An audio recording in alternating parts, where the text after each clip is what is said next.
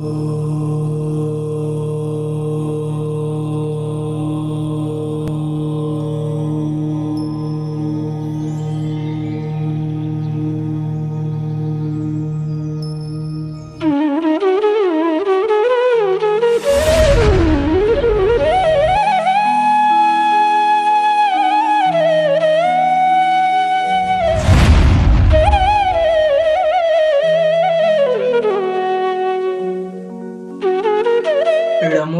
अरिहन्ताणं णमो सिद्धाणं णमो आयर्याणं णमो वज्रायाणं णमो लोये सव्वसाहूढम् गुणानां विस्तरं वक्ष्ये स्वभावानां तथैव च पर्यायाणां विशेषेण नत्वा वीरं जिनेश्वरम्। बोलिए पंच परमेष्ठी भगवान की जय। कल अपन विषय देख रहे थे प्रमाण अधिकार। प्रमाण का मतलब होता है ज्ञान। किसी भी वस्तु को जानने के लिए ज्ञान की आवश्यकता होती है। जिसमें ज्ञान गुण नहीं है वो वस्तु तत्व को जान नहीं पाता, समझ नहीं पाता। जैसे पुद्गल है, पुद्गल किसी वस्तु को नहीं समझ सकता, न जान सकता है। पुद्गल किसी वस्तु को नहीं जानता, ना समझता है। क्यों? क्योंकि उसमें ज्ञान गुण नहीं है, उसमें प्रमाण नहीं है, और बिना ज्ञान के वस्तु को नहीं समझा जा सकता। मात्र एक जीव ही ऐसा द्रव्य है जिसमें ज्ञान पाया जाता है, ज्ञान गुण पाया जाता है, जिस गुण के कारण वो स्वयं को भी जानता है और पर को भी जानता है। स्व और पर का निर्णय ज्ञान से करता है। किससे करता है? ज्ञान से। स्व का निर्णय मैं हूं, मेरी आत्मा है, मेरी आत्मा का ये स्वरूप है, ये ज्ञान से निर्णय होगा। पर वस्तु है, पर का ये स्वरूप है, मुझसे भिन्न है, ये निर्णय ज्ञान करेगा। मात्र चेतना ही एक ऐसा है जो हे अहे को समझ सकता है। तो यहां पर बात वही आई थी कि स्वभाव आदि को समझें कैसे, किस प्रकार, ते को तो ज्ञेया, उनको कैसे जाने। तो कहा था प्रमाण नय विवक्षा था, प्रमाण और नय की विवक्षा से जानो। फिर उन्होंने कहा सम्यक ज्ञान को प्रमाण कहा, समीचीन ज्ञान को प्रमाण कहा। वह दो प्रकार का है, एक प्रत्यक्ष प्रमाण और एक परोक्ष प्रमाण। प्रत्यक्ष प्रमाण के भी दो भेद, एक देश प्रत्यक्ष और एक सकल प्रत्यक्ष। देश प्रत्यक्ष अवधि ज्ञान मनाप्रय ज्ञान को कहा जाता है, और सकल प्रत्यक्ष केवल ज्ञान को कहा जाता है। फिर प्रत्यक्ष से जो इतर है वह है परोक्ष प्रमाण। परोक्ष मतलब जो आत्मा से नहीं जानता है डायरेक्ट, उसको परोक्ष कहते हैं। आत्मा जानता तो आत्मा ही है, क्योंकि ज्ञान गुण आत्मा में है, लेकिन इंद्रियों और मन के माध्यम से जानता है, वह परोक्ष कहलाता है। जैसे अपन ने पढ़ करके आए तदिंद्रियान इंद्रिय निमित्तम मति ज्ञान। ठीक, इंद्रिय और अनिंद्रिय के निमित्त से होता है। ठीक है, तो वह परोक्ष ज्ञान कहलाएगा। जो श्रुत ज्ञान है, मति ज्ञान में विशेष जानना श्रुत ज्ञान है, तो वह भी परोक्ष ज्ञान है कभी, क्योंकि वह भी इंद्रिय और मन के आश्रित होता है। इस प्रकार से अपना प्रमाणाधिकार पूरा हुआ था। आज बढ़ते हैं अपन प्रमाण व्युत्पत्ति अधिकार। प्रमाण की व्युत्पत्ति, व्युत्पत्ति मतलब व्याकरणात्मक रचना, वो शब्द कैसे बना, उसका शाब्दिक अर्थ क्या है, ये यहां पर बतला रहे हैं। पेज नंबर 66, प्रमाणाधिकार का पहला सूत्र। सकल वस्तुग्राहकम प्रमाणम। सकल वस्तुग्राहकम प्रमाणम, एक पहली परिभाषा प्रमाण की यह हुई। दूसरी परिभाषा, प्रमीयते परिच्छिद्यते वस्तुतत्वं येन ज्ञानेन तत्प्रमाणम। ये दूसरी प्रमाण की परिभाषा हुई, मतलब व्युत्पत्ति हुई प्रमाण की। ठीक है, अब देखें व्युत्पत्ति का अर्थ।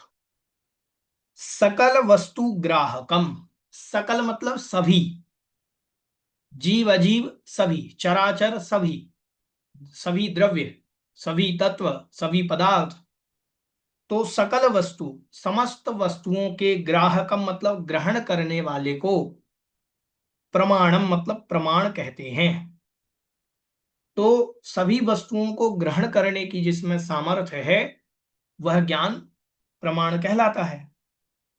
अथवा प्रमीयते परिचिद्यते वस्तु तत्वम येन। प्रमीयते, प्रमीयते मतलब जाना जाता है, प्रमीयते मतलब जाना जाता है। परिचिद्यते, परिचिद्यते का मतलब विषय किया जाता है, वही अर्थ होगा जाना जाता है, अर्थ वही होगा। क्या अर्थ होगा, परिचिद्यते या प्रमीयते? तो प्रमीयते मतलब जाना जाता है, और परिच्छिद्यते मतलब विषय किया जाता है। ये न, वो वस्तु तत्व, वस्तु तत्व का, वस्तु तत्व का विषय किया जाता है या वस्तु तत्व को जाना जाता है।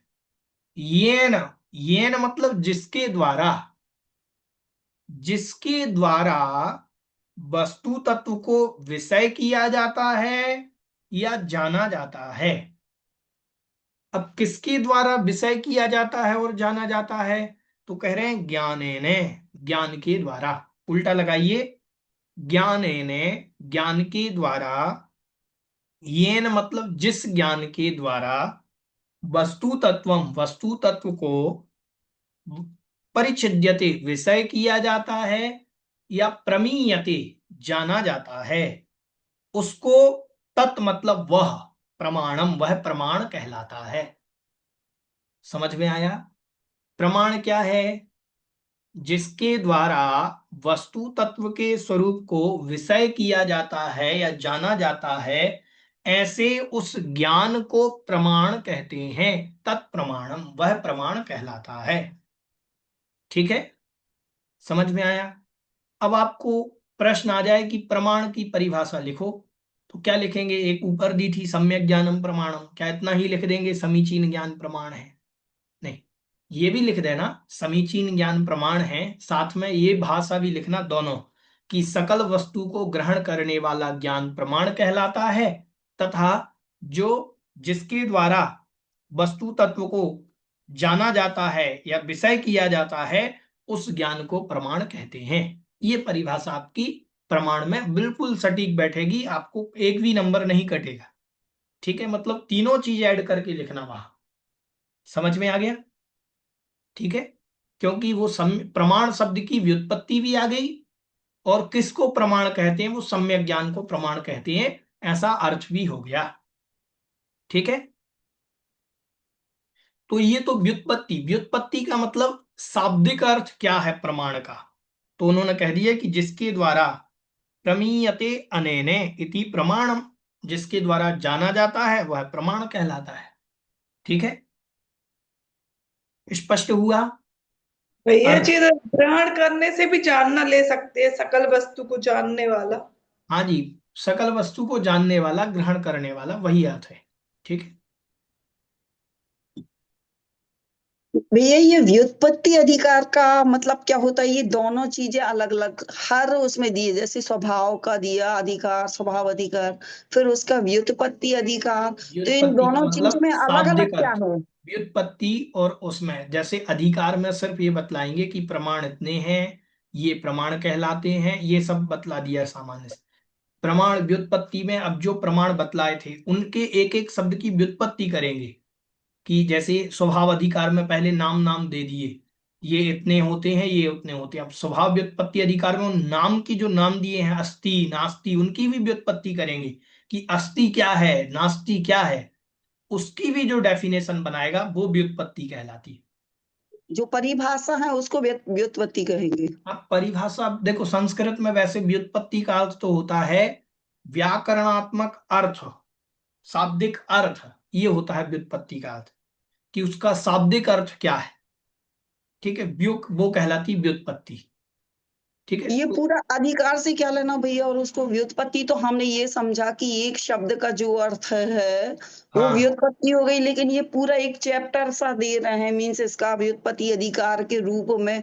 तो ये प्रमाण अधिकार और उसका व्युत्पत्ति अधिकार, इसमें अंतर समझना चाह रहे हैं। कोई अंतर नहीं है इनमें। प्रमाण अधिकार में मात्र प्रमाणों की चर्चा की गई है। ये सम्यक ज्ञान प्रमाण है और ये इतने प्रकार के होते हैं, नाम बताए गए। नाम बता दिए थे कि प्रत्यक्ष और इतर इनके दो भेद हैं, प्रत्यक्ष ज्ञान और परोक्ष ज्ञान। प्रत्यक्ष ज्ञान केवल ज्ञान है, मनापर्य ज्ञान है, अवधिक ज्ञान है। परोक्ष ज्ञान मतिक ज्ञान है, श्रोतक ज्ञान है। अब केवल ज्ञान भी क्या है, प्रमाण का शाब्दिक अर्थ भी क्या है, ये व्युत्पत्ति में बतलाई जाएगी। समझ में आया? व्युत्पत्ति मतलब उसी को ऑपरेशन करना, उस शब्द का ऑपरेशन करना, ये समझ लीजिए। अच्छा। संस्कृत में व्युत्पत्ति का अर्थ होता है एक एक शब्द का ऑपरेशन करना। ये शब्द बना कैसे, ठीक है, ऐसे। ठीक है। ठीक है, जैसे मान लीजिए आपका नाम अनीता है। अब संस्कृत में नी धातु होती है, नी। नी धातु होती है प्राप्त करने के अर्थ में। ठीक, प्राप्त करना। और अनी, ना नियते इति अनीत बनेगा। जो प्राप्त नहीं किया जा सकता वो हो गया अनीत। और टाप प्रत्यय लग जाएगा संस्कृत में तो शब्द बन जाएगा अनीता।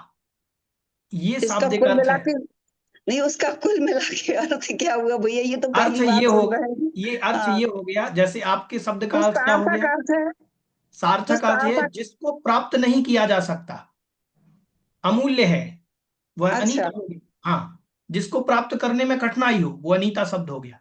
तो ऐसे अच्छा। संस्कृत में एक एक शब्द की व्याख्या की, इसको व्युत्पत्ति कहते हैं। कोई भी शब्द ले लिया जाता है संस्कृत में, तो उसमें धातु क्या है, उसमें प्रत्यय क्या है, उसमें उपसर्ग क्या है, उसमें कैसे ये शब्द बना है, तो ये संस्कृत में सिखाया जाता है। तो अन्यत्र यदि संस्कृत, ये संस्कृत में हमने उपसर्ग धातु प्रत्यय ये सीख लिए, तो हम प्रत्येक नाम का अर्थ निकाल सकते हैं उससे। हाँ, बिल्कुल निकाल सकते हैं, बिल्कुल निकाल सकते हैं। एक एक ठीक है। शब्द के एक एक नाम का अर्थ निकाला जा सकता है। ठीक है, ये ठीक संस्कृत है। में ही है ऐसा, और किसी में नहीं है। संस्कृत में ही ऐसा है कि आप एक एक शब्द को, उसी शब्द को आप स्त्रीलिंग में कैसे ले जा सकते हैं, पुल्लिंग में कैसे ले जा सकते हैं, नपुंसक लिंग में कैसे ले जा सकते हैं, वो शब्द वैसे चले जाएंगे। प्राकृत में भी तो होता है ना भैया जी? हाँ, प्राकृत में होगा। हमने प्राकृत की व्याकरण पढ़ी नहीं है, लेकिन प्राकृत भी मूलतः संस्कृत से ही मिलती जुलती भाषा है। ठीक है, लेकिन प्राकृत की व्याकरण हमने ज्यादा पढ़ी नहीं है, थोड़ी बहुत पढ़ी हुई है, एक दो साल पढ़ी हुई है प्राकृत। तो उसमें तो बेसिक ही पढ़ा है। ठीक है, मूल जो है संस्कृत में बहुत विस्तार है, शब्दकोश भी बहुत है। ठीक है, ठीक है। ऐसे। तो व्युत्पत्ति का मतलब हो गया शाब्दिक अर्थ। देखो इन्होंने कहा प्रमाण का शाब्दिक अर्थ क्या है। देखो प्रमाण का शाब्दिक अर्थ है प्रमीयते येन, बस इतने से अर्थ निकल जाता है। वो तो अपन को समझ में नहीं आता, इसीलिए उन्होंने इतना सारा समझाया है। देखो क्या लिखा, देखो पूरे प्रमाण का अर्थ हो जाएगा प्रमीयते एन, जिसके द्वारा लेकिन जाना जाता है उसको प्रमाण का, इतना कहने से पूरा अर्थ निकल रहा था। लेकिन अपन लेकिन को, वो सर्वर सिद्धि में तो इसकी परिभाषा आई है। हाँ जी, हाँ, प्रमीणोति प्रमीयते नेने प्रमिणति मात्रम व प्रमाणम, वहां बहुत पे तो ही बढ़िया, परिभाषा आई है। ठीक है। अब वहां जो परिभाषा आई है प्रमीणोति मतलब जानता है, प्रमीयते जिसके द्वारा जाना जाता है। नहीं, जो मान करता है, जिसके द्वारा मान हाँ, किया जाता है, वो मान प्रमिति मान मतलब, मात्र ही। सुनो सुनो, मान का अर्थ वहां ज्ञान है, मान का अर्थ अहंकार नहीं है। अच्छा, वही हम सोच रहे थे, एक बार पूछे भैया जी, पढ़ तो ली हाँ और याद भी कर ली, लेकिन समझ में नहीं आई थी। हाँ, मान का अर्थ होता है ज्ञान, ठीक है, वही मान का अर्थ। तो जिसके द्वारा जानते हैं, जिसके द्वारा जो जो जानता है, जिसके द्वारा जाना जाता है, और जानना मात्र, मान मात्र, उसको प्रमाण कहते हैं। तो ये शाब्दिक अर्थ है उसका, कि ऐसे अर्थ निकाले जाते हैं, ठीक है।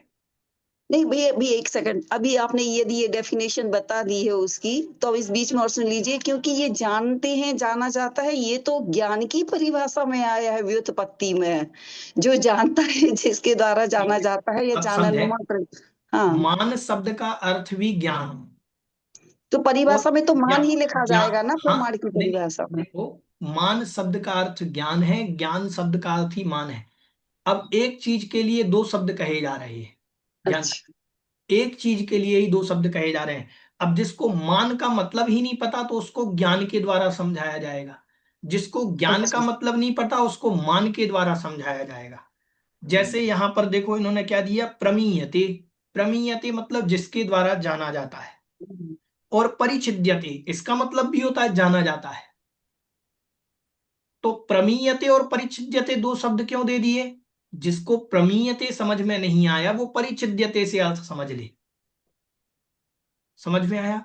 ऐसे अर्थ किए जाते हैं संस्कृत में। तो अनेक शब्दों से अर्थ निकाले जाते हैं, कि एक शब्द दे दिया, अब उसका हमें दूसरा शब्द समझ में आया नहीं, तो उन्होंने कह दिया कि प्रमीयते परिच्छिद्यते वस्तु तत्वम येन ज्ञानेन। इन्होंने तो बहुत स्पष्ट कर दिया कि जिस ज्ञान के द्वारा, अब ज्ञान और प्रमाण में क्या अंतर है?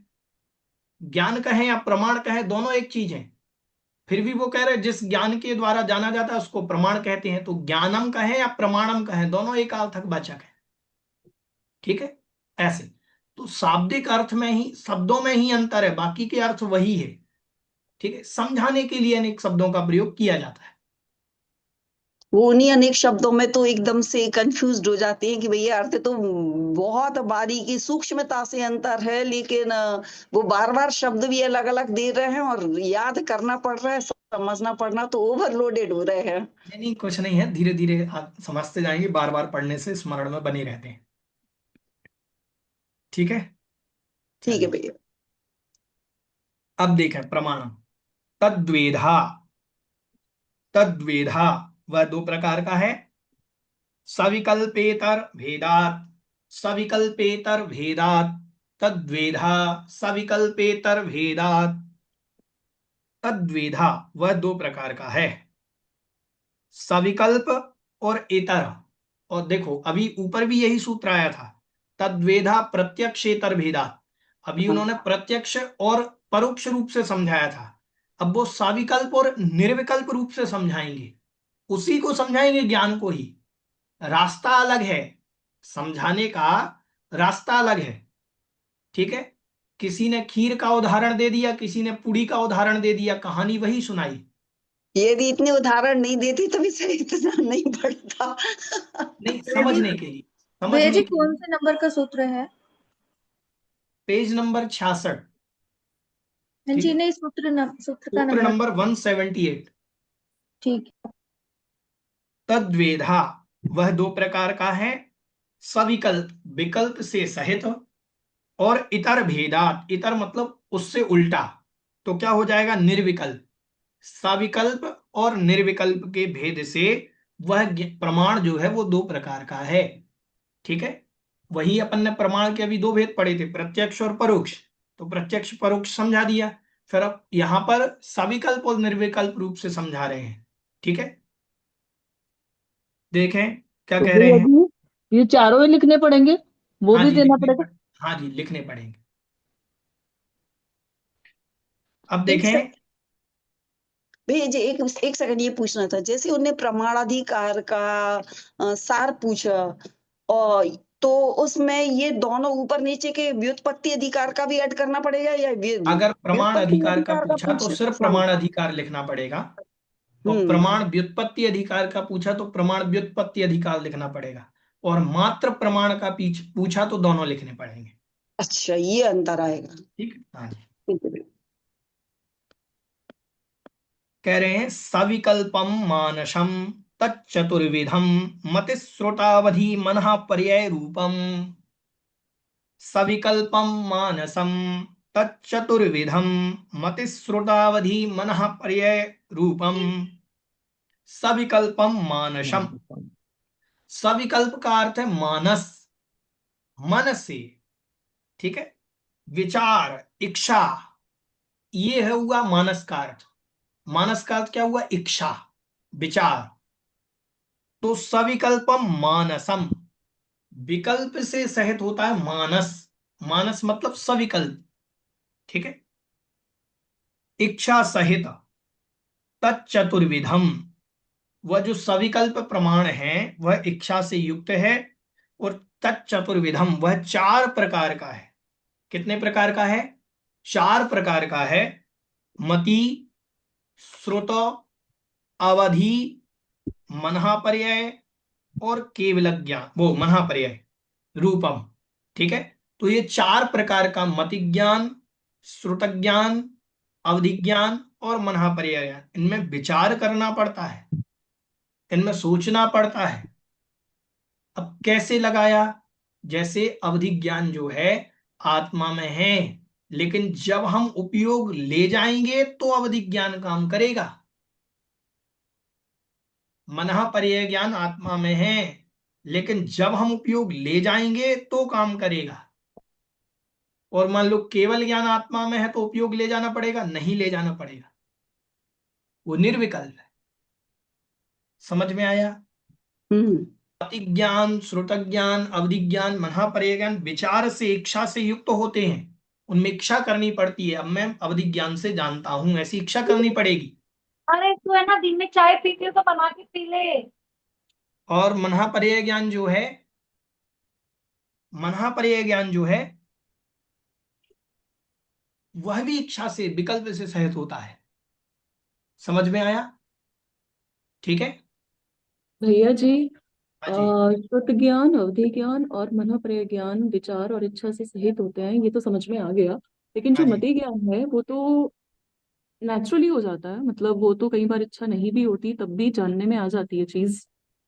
नहीं, इच्छा से युक्त तो होता है। अपन को जानने में आना मतलब हमारी आत्मा इच्छा से युक्त है, विचार से युक्त है। हम जिस चीज को छू रहे हैं, जो जानने में आ रही है, उसमें विचार चलता रहता है, इच्छा चलती रहती है। अपन को लगता है कि अपना इच्छा नहीं है, अपन ने विचार नहीं है।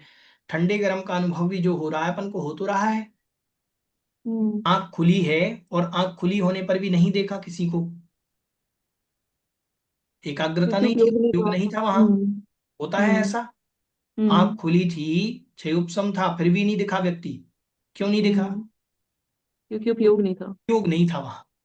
ठीक है, उपयोग अन्य इंद्रिय में, मन पर था, मन कहीं और घूम रहा था। हम्म। ठीक है लेकिन ऐसा। भैया, भैया ये मति ज्ञान तो एक इंद्रियों को भी होगा, और एक इंद्रिय इच्छा से रहित होंगे। नहीं, यहाँ एक इच्छा का तात्पर्य ऐसा नहीं कि मन, मन का तात्पर्य वहां उपयोग लेना, कि वहां उपयोग लगाना पड़ता है। तो एक इंद्रिय का भी उपयोग नहीं होता और एक इंद्रिय के मति ज्ञान भी पाया जाता है। मति ज्ञान से कुमति ज्ञान होता है, उसके उपयोग होता अच्छा है। अच्छा।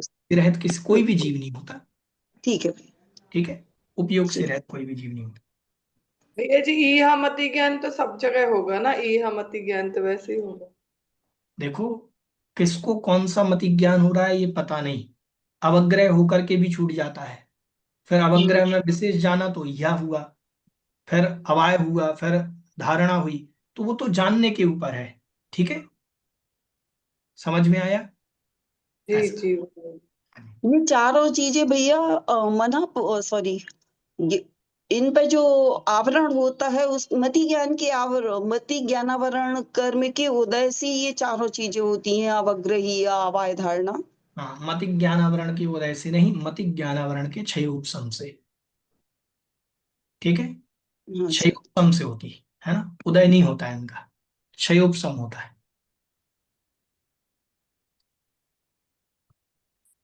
चलिए, फिर कह रहे हैं कि ये जो चार ज्ञान हैं ये विचार इच्छा से सहित है, इनको सविकल्प कहा। ठीक है, भैया निर्विकल्पम। हाँ जी। एक प्रश्न था, जैसे स्वार्थ और परार्थ भी तो प्रमाण के ही भेद है। हाँ जी। तो अभी जो पेपर में पूछा था स्वार्थ और परार्थ किसके भेद है, तो मति ज्ञान श्रुत ज्ञान, तो उसमें श्रुत ज्ञान का दिया हुआ है, जबकि तो प्रमाण का भेद है। नहीं, स्वार्थ और परार्थ जब आप तत्सर्वाल सिद्धि में पढ़ेंगे तो उसमें श्रुतक ज्ञान के भेदों में दिया है। श्रुतक ज्ञान दो प्रकार का है, स्वार्थ प्रमाण और परार्थ प्रमाण के रूप में दिया है। ठीक है, आप देखना सर्वाल सिद्धि जी के अंदर। प्रमाण के देखा था, ठीक है। हाँ, है ना, उसमें प्रमाण शब्द जुड़ा होगा, स्वार्थ प्रमाण परार्थ प्रमाण हो सकता है जुड़ा हो। ठीक है, अनुमान के भेद में भी आता है, स्वार्थानुमान परार्थानुमान प्रमेय रत्नमाला के अंदर। ठीक है, ऐसे अलग अलग स्थानों पर अलग अलग अर्थ में आते। निर्विकल्पम मनोरहितम केवल ज्ञानम। निर्विकल्पम, विकल्प से रहित, मनोरहितम, और मन से भी रहित, मन से भी रहित वह केवल ज्ञान होता है।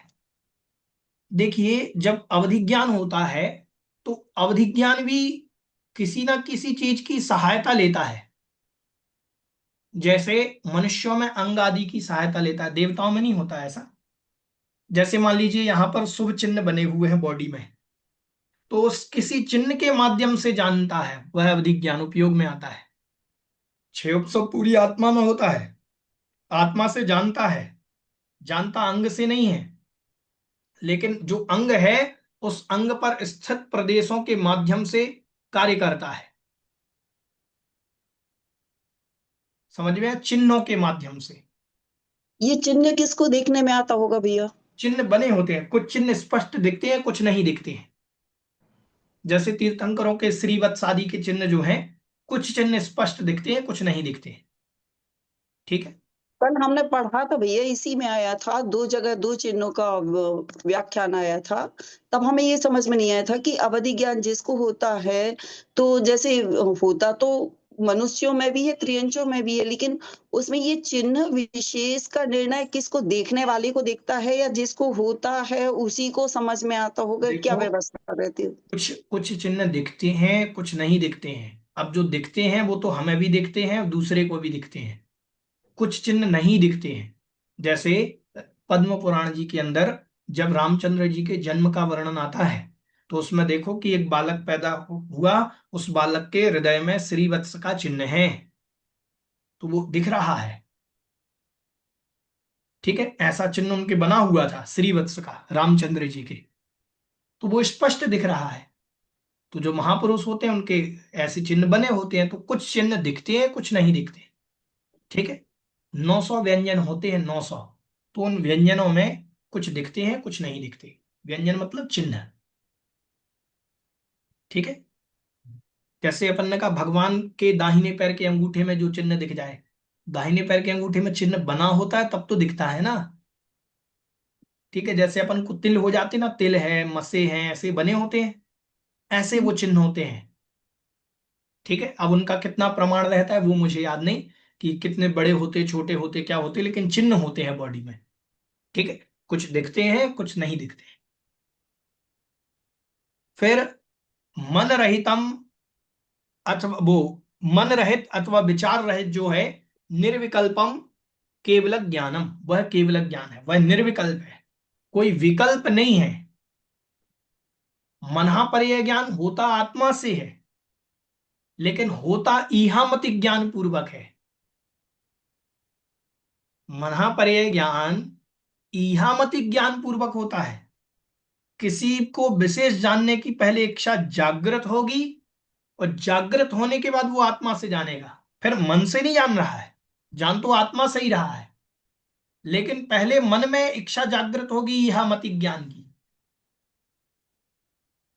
समझ में आया? तो यह मति ज्ञान पूर्वक मना पर यह ज्ञान होता है, तो वह भी सविकल्प है। पहले विकल्प आएगा कि मुझे जानना है। होगी भैया जी की श्रुत ज्ञान की होगी। हाँ जी, श्रुत ज्ञान होगा विशेष जानना तो। विशेष जानना, मति ज्ञान में विशेष जानना श्रुत ज्ञान होता है। लेकिन अवधि मति ज्ञान के अंदर भी 4 भेद हैं, अवग्रह, ईहा, अवाय, धारणा। तो अवग्रह का विशेष जानना जो है वह है ईहा मति ज्ञान। ठीक है, तो ईहा पूर्वक ही मनः पर्याय ज्ञान होता है। ठीक है, इसलिए कहा जाता कि ये मन की पर्यायों के द्वारा जानता है, मन इसीलिए कहा मन को जाता है। पर्याय बनाता है। ठीक है, मन को पर्याय बनाता है, पर के मन को भी और स्व के मन को भी। ठीक है, इसीलिए मन जिसकी पर्याय बनता है वह मनः पर्याय है। स्पष्ट हुआ? ठीक है, चलिए, ये हो गया शायद अपना सिलेबस, और नहीं सूत्र इतने ही हैं। हाँ भैया, एक मिनट जय जी ने, हाँ जी, जैसे अगर प्रमाण अधिकार का अगर पूछा जाए कि सार लिखिए, तो स्टार्टिंग यहाँ से करना है कि स्वभावों को कैसे जाना जाता है, फिर उसको ये हाँ, बताना है। सामान्य से ये लिखना पड़ेगा कि उन स्वभाव आदि को कैसे जाना जाता है। हम्म। बोले तो प्रमाण फिर और न्याय के माध्यम से उसको जाना जाता है। हाँ, ठीक और है, फिर प्रमाण की डेफिनेशन दे दें। हाँ जी, फिर ठीक है, प्रमाण प्रमाण की के भेद लिख डेफिनेशन दें, हाँ देके हाँ, प्रत्यक्ष और परोक्ष के भेद से, फिर प्रत्यक्ष के इधर भेद लिख देंगे, इधर परोक्ष के भेद लिख देंगे, ये हो गया प्रमाण अधिकार का सार। बिल्कुल बिल्कुल हो जाएगा। ठीक है, और अगर विशेष समझाना चाहो तो और समझा सकते हो कि वह प्रत्यक्ष क्या है, परोक्ष क्या है, जैसे मैंने आपको समझाया है। ठीक है, कि प्रत्यक्ष मतलब जो आत्मा से जानता है वह प्रत्यक्ष है, जो आत्मा से नहीं जानता, अन्य इंद्रिय और मन की सहायता से जानता, वो परोक्ष है। और ठीक है, फिर उनके भेद लिख दो दोनों साइडों में कि भाई हाँ जी, अभिज्ञान। हाँ जी, हाँ जी, ठीक भैया। ठीक है, चलिए, ये इसके जो प्रश्न हैं आप लोग पढ़ लेना, इसमें बहुत अच्छे प्रश्न है पीछे, है ना। भैया लेकिन प्रश्न इतने सारे हैं कि वो तो देखते ही चक्कर आते हैं, इतने। नहीं नहीं, लेकिन है अच्छे प्रश्न, पढ़ने योग्य हैं। ठीक है, समझ में आए वो पढ़ना चाहिए, उनमें बहुत अच्छे प्रश्न हैं। आपका विषय स्पष्ट हो जाएगा, अवधि ज्ञान, मनः ज्ञान आदि विषय में सब स्पष्ट हो जाएगा। ठीक पहले है, और दिन एक भैया पढ़ते जैसे पांचों ज्ञान की जो परिभाषा है, मति ज्ञान, शुद्ध ज्ञान, हाँ जी, व्युत्पत्ति लिखना है या फिर उनकी एक डेफिनेशन लिखना मिनट, है? एक मिनट।